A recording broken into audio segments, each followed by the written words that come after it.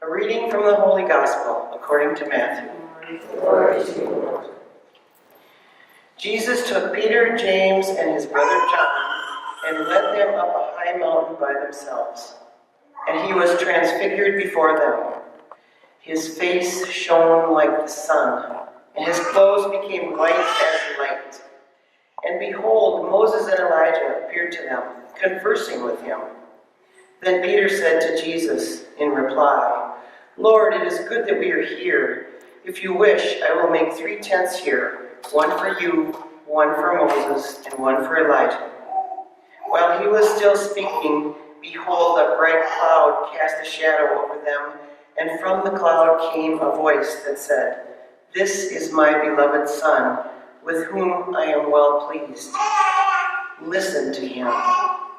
When the disciples heard this, they fell prostrate, and they were very much afraid. But Jesus came and touched them, saying, "Rise, and do not be afraid." And when the disciples raised their eyes, they saw no one else but Jesus alone.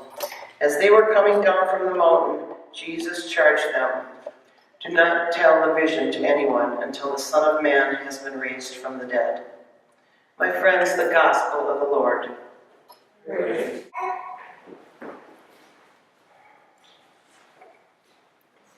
To be transfigured is to be changed. It's not a word we use very often.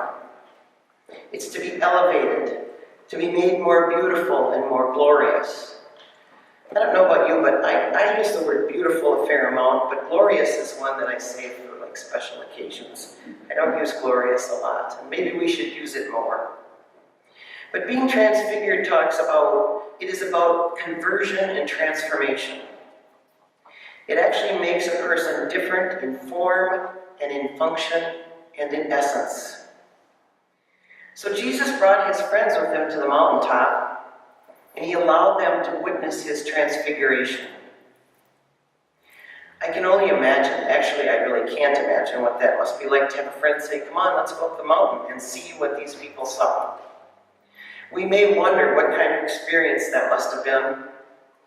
And we may have difficulty imagining such a thing, such a vision, an extraordinary and stunning thing to see. But in our lives as believers, I wonder, is it possible that we're called to a similar transfiguration ourselves? I think we are. Is it possible, is it even right for us to entertain the idea, the thought of ourselves being transformed and transfigured? Maybe so, or maybe even certainly so. As we pray and serve and participate in our faith, we are transformed. We are transfigured.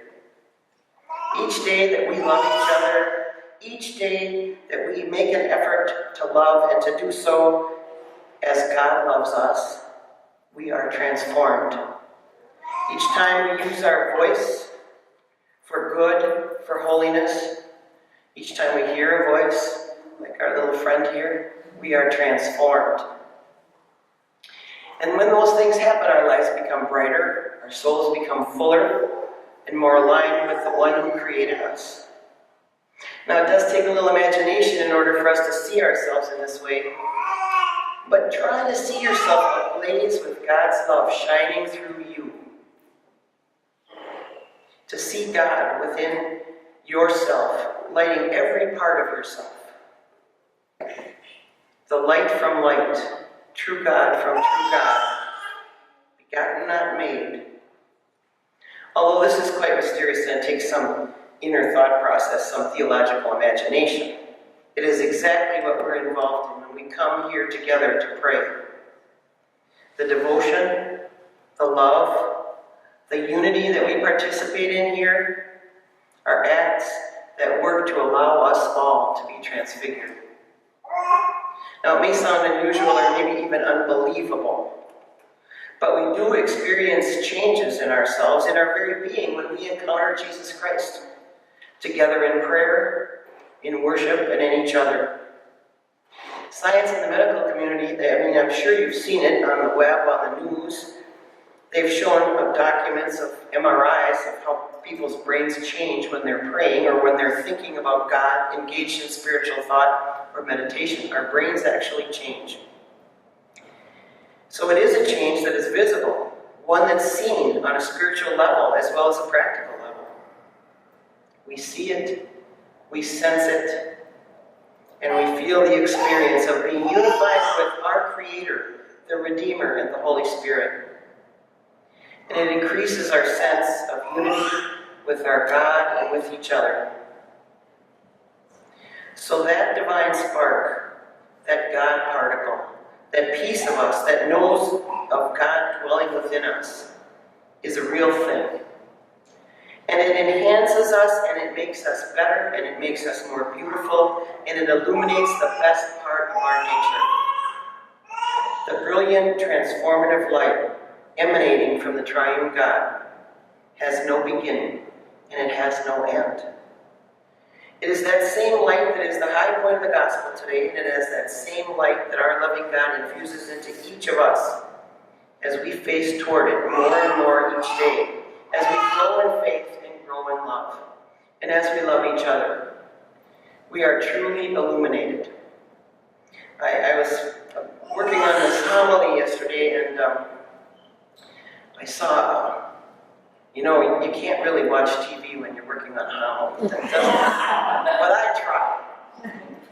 So I'm watching TV, and I thought, well, don't watch political stuff. It'll ruin your place. So we put on the Weather Channel, and it actually showed some kind of phenomenon where the ocean is illuminated when it's churned up. It's some kind of plankton or algae or some kind of living creature. And it showed a surfer, and the surfer was going on the waves, and the waves were illuminated in the night, and it looked neon. And I thought, well, no, there you go. I'm not sure how to fit that into this homily, but it is a true thing that we are illuminated in so many ways. We are made beautiful in the things that we do for good, in the recreation, in the fun, in the prayer, in the worship, in the togetherness, in the love. We are illuminated, whether it's by sea creatures or by God's love. Each and every one of us is illuminated. And as I like to say so very often, the words of a Trappist monk, that we are the breath of God, that God is still breathing.